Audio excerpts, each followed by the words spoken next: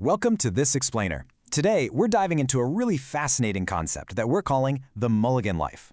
Now, right off the bat, I want you to tap into a feeling that is, well, incredibly universal. We've pretty much all been there. It's that heavy feeling of the morning after. You know the one, the morning after we lost our temper with someone we love, or maybe the morning after we chose, say, comfort over commitment, or just some cheap distraction over actual discipline. We wake up and there's this very particular heavy weight of that realization just settling right in our chests. And right in that heavy moment, we're faced with a question that's honestly older than any philosophy or scripture on earth. Can I begin again? Like truly, genuinely begin again, with full awareness of exactly what I just did or, didn't do yesterday? Starting over is absolutely not the easiest thing a person can do. In fact, it's profoundly difficult. But as we're going to see today, it's also one of the most essentially human things we can do. Now, to elevate the stakes here right away, we really have to look at this incredibly vivid imagery from the writer G.K. Chesterton. He pointed out that a dead thing goes with the stream, but only a living thing can go against it. Think about that.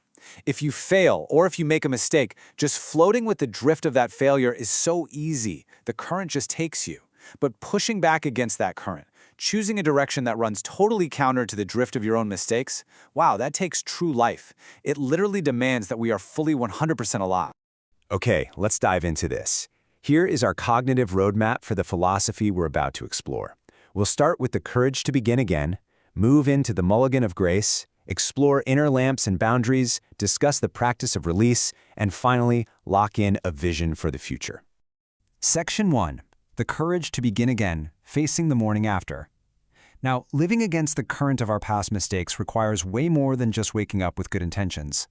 To actually push back against that stream, we need a real architectural framework. Our sources revealed that this takes 6 interlocking disciplines: grace, self-knowledge, protection, release, patience, and vision. Now, I do want to warn you right up front. Every single one of these is absolutely crucial, but none of them are sufficient on their own. They literally have to work together to hold the structure up. Section 2. The Mulligan of Grace. Forgiveness as a structural reset. Let's explore how grace essentially clears the ground for a second chance.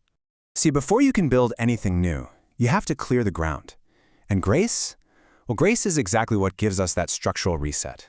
Back in the 1920s, there was this businessman named David Mulligan. The story goes that he topped a tee shot in golf and simply asked his playing partners for a correction shot. They actually gave it to him, and boom, a legendary term was born. Now, the Mulligan doesn't exist in strict professional tournaments. It exists in friendly rounds. Why? To value the dignity of the attempt over the pure perfection of the scorecard. Grace isn't about just weakening the rules. It's the profound recognition of a person's spirit. It's a true second chance. And we see this idea translate directly from the golf course to our most intimate daily struggles. The author Shane Parrish shared this incredibly spare but super authoritative advice from his late mother. She told him, if you don't learn to let go of your mistakes today, they'll compound tomorrow. Get some sleep and start again tomorrow. I mean, really think about the power in that. Releasing your unresolved guilt is a deliberate, active choice. If you're a parent who had a rough day and lost your temper, refusing to release that guilt doesn't somehow make you more responsible. It actually makes you way less available for your kids the very next day. You just have to stop letting yesterday completely consume today. And this brilliantly illustrates a concept from John Steinbeck's East of Eden. Steinbeck wrote, "And now that you don't have to be perfect, you can be good." Listen, perfectionism isn't actually about having high standards. Actually, scratch that. It's more like paralysis in disguise. If you can't accept failure, you simply can't examine it. And if you can't examine it, well, there's no way you can learn from it. Dropping the demand for perfection isn't settling for less. It is literally opening the only door through which genuine improvement can walk. Section 3. Inner lamps and boundaries. Self-knowledge and protection. Here we shift our focus to how genuine renewal has to be a highly protected interior process. Because once grace clears the ground, the real work begins inside.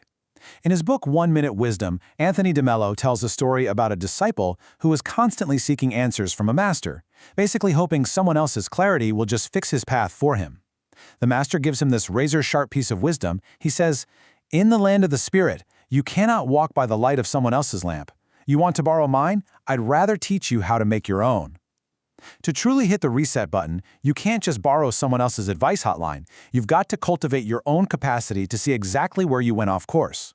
The Mulligan isn't just a reset of your external circumstances, it absolutely has to be a reset of your internal orientation. But here's the question. how do you actually protect that inner lamp once it's lit? Well, author Steven Pressfield has a great approach. When he returns from vacation, he doesn't immediately start scheduling or planning the whole shebang. His first act is a strict prohibition. He tells himself, start saying no. He deliberately rejects bogus opportunities. He completely ignores the social obligations we take on just to be a nice guy, you know the type, staying way too late at that wedding, or taking on random extra favors that totally drain our focus. Pressfield says, I'm like the Blues Brothers. I'm on a mission. This is the discipline of no. It's an aggressive boundary that actively protects the hard work of beginning again. It's not about being rude. It's literally your priorities made visible. So the crucial point is perfectly summed up by Jim Rohn's stark dichotomy. Either you run the day or the day runs you.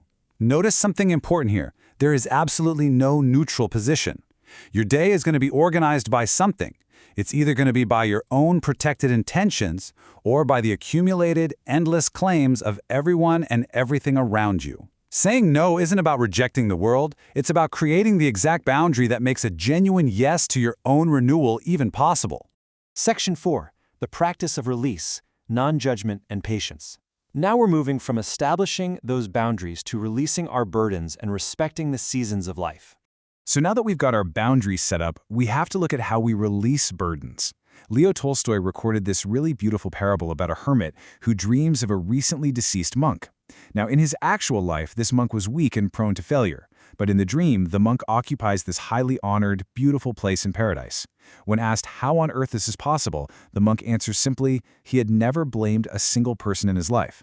Tolstoy uses this to show us something so profound. The judgment we extend outward into the world, it's really just a rehearsal for the judgment we apply inward to ourselves.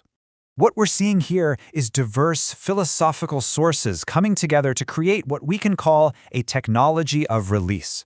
The book of Romans warns that judging others condemns yourself. Confucius taught that having merciless self-judgment is what actually allows for kind judgment of others. And the Talmud instructs us not to remember the former sins of the repentant. Synthesizing all of this, the takeaway is clear. Releasing others from blame isn't just some nice ethical thing to do. It's a vital spiritual technology that frees you from being totally trapped in the past. And I should add, this kind of release requires real patience.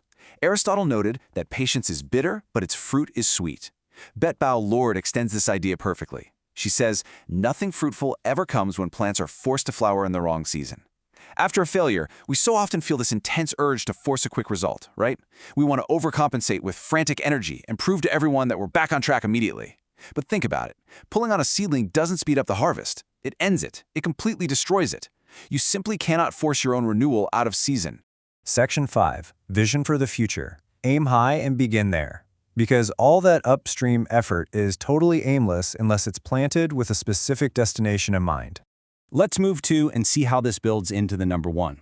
This represents the singular, focused, future version of yourself that you are actively moving toward. Because all of this upstream effort, the grace, the boundaries, the patience, it's completely aimless unless you have a specific destination in mind. You aren't just resisting the current for the sake of resisting it. You are moving toward one clearly defined future version of yourself. You really have to be going somewhere. The author Jim Cathcart delivers this quietly ambitious directive. He says, aim high. The future you see is the person you will be. Legendary coach John Wooden taught something similar. That control begins with yourself. You can't aim at a future self while being totally scattered in your present moment. The destination you envision and the daily practice you execute, they literally call each other into being. Which brings us to our final provocative thought. The stream is running, the dead thing drifts. The living thing takes another swing. You are equipped for this now. The mulligan of grace is fully available. The inner lamp can be lit. That boundary of no can be learned. Judgment can be released. The season can be waited out. So knowing all of this, when you wake up tomorrow morning to face the current, will you take another swing?